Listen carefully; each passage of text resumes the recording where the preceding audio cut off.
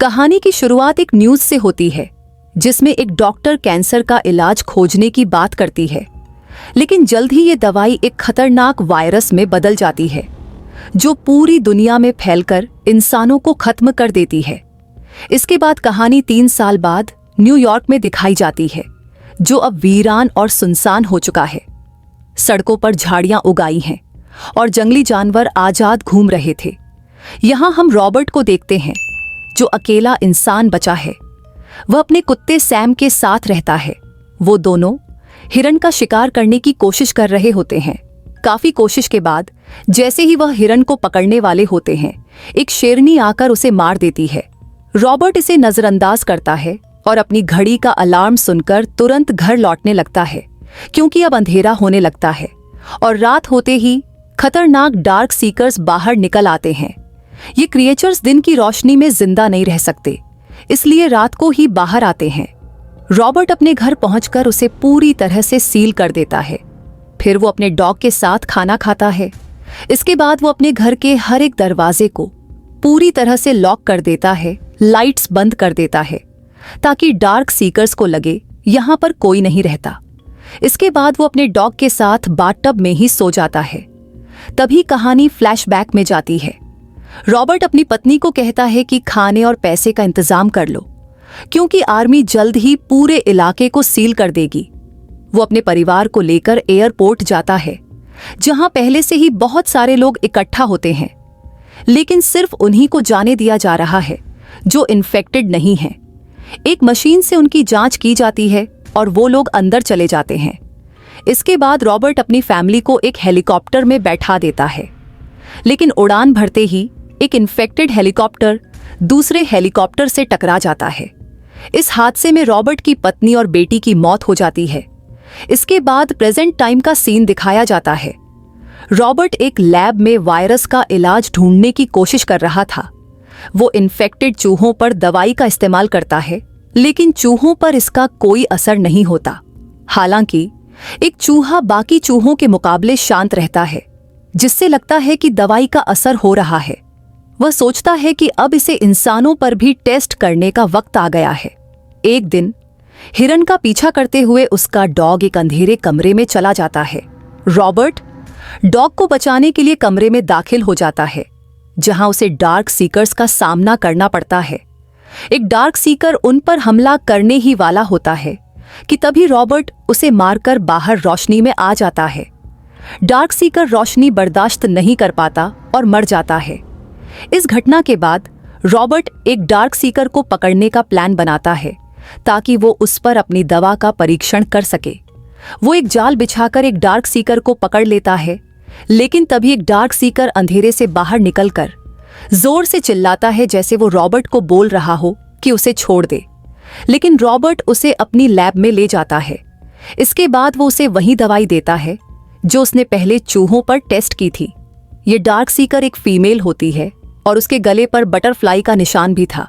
शुरू में ऐसा लगता है कि दवा असर कर रही है, लेकिन डार्क सीकर अचानक उसके ऊपर हमला कर देती है और बेहोश हो जाती है।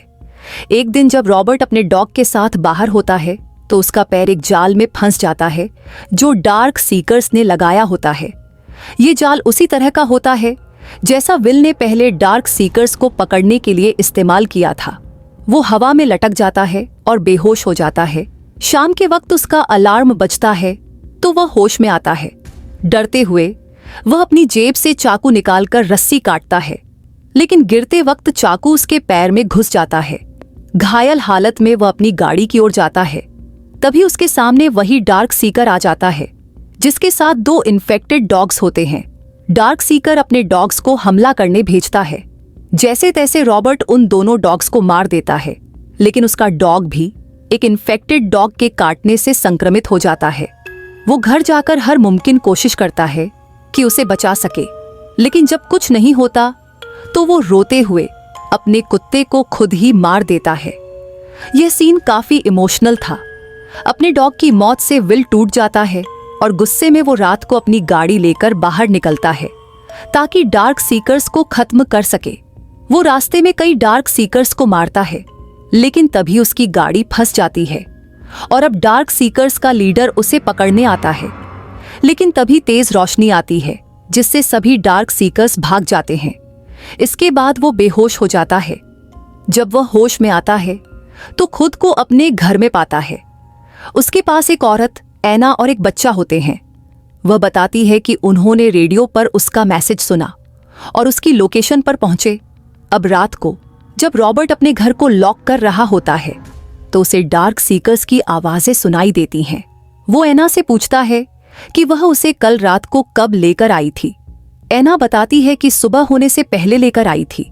विल समझ जाता है कि डार्क सीकर्स ने जरूर उनका पीछा किया होगा, और होता भी ऐसा ही है। बहुत सारे डार्क सीकर्स उनके ऊपर हमला करते हैं। रॉबर्ट ने पहले से ही अपने घर के बाहर माइंस लगा रखी थी, जिससे कई डार्क सीकर्स मर जाते हैं। लेकिन उनकी संख्या इतनी ज्यादा होती है कि कुछ डार्क सीकर्स घर के अंदर घुस जाते हैं। अब सभी लैब में जाते हैं जहां पर उस फीमेल डार्क सीकर को रखा था, जिस पर रॉबर्ट टेस्ट कर रहा था।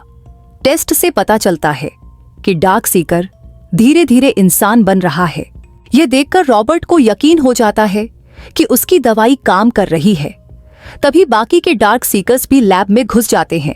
रॉबर्ट शीशे के अंदर चला जाता है, लेकिन डार्क सीकर्स का लीडर शीशे को तोड़ने की कोशिश करता है। रॉबर्ट चीखता है कि मैं तुम्हें बचा सकता हूं, लेकिन उनका लीडर रुकने वाला नहीं था। तभी वो शीशे पर एक तितली का निशान बनाता है। रॉबर्ट समझ जाता है कि डार्क सीकर्स का लीडर अपने साथी डार्क सीकर को बचाने के लिए इतना गुस्सा कर रहा है। इसलिए वो शीशे को खोलता है और उस फीमेल डार्क सीकर को वापस लीडर के पास लेकर आता है। जैसे ही वो बाहर आता है, बाकी के डार्क सीकर्स उसके ऊपर हमला करने की कोशिश करते हैं, लेकिन तभी उनका लीडर उन्हें रोक लेता है। इसके बाद रॉबर्ट उस फीमेल सीकर को एक इंजेक्शन लगाता है, जिससे वो होश में आ जाती है। डार्क सीकर्स का लीडर उसे अपने गले लगा लेता है। इसके बाद वो चुपचाप वहां से चला जाता है, बिना रॉबर्ट, एना या उसके बेटे को नुकसान पहुंचाए। ये दिखाता है कि डार्क सीकर्स केवल जानवर नहीं हैं, बल्कि उनके अंदर भी भावनाएं और अपने साथियों के लिए लगाव है। और इसी के साथ ये मूवी भी यहाँ पर समाप्त हो जाती है। आखिर में आपके लिए एक प्यारा सा संदेश। दुनिया चाहे कितनी भी खाली क्यों न लगे, हमें अपनी उम्मीदें हमेशा जिंदा रखनी चाहिए। जब चारों तरफ सन्नाटा हो, तब भी दिल में ये यकीन होना चाहिए कि एक दिन कोई हमारी कहानी सुनेगा और समझेगा। जो खुद को अंधेरों में संभाल लेता है, वही दूसरों के जीवन में रोशनी लाने का हकदार होता है। अकेलापन हमारी कमजोरी नहीं, बल्कि हमारी ताकत बन सकता है। जब कोई साथ न हो, तब भी अपने आप से ये कहना चाहिए, मैं काफी हूँ, मैं अकेला ही दुनिया बदल सकता हूँ। जीवन में सफल होना है तो सैक्रिफाइस करने ही होंगे। आसानी से कुछ भी नहीं मिलता, यहाँ तक कि स्वर्ग पाने के लिए भी धरती और शरीर छोड़ने पड़ते हैं। थैंक्स।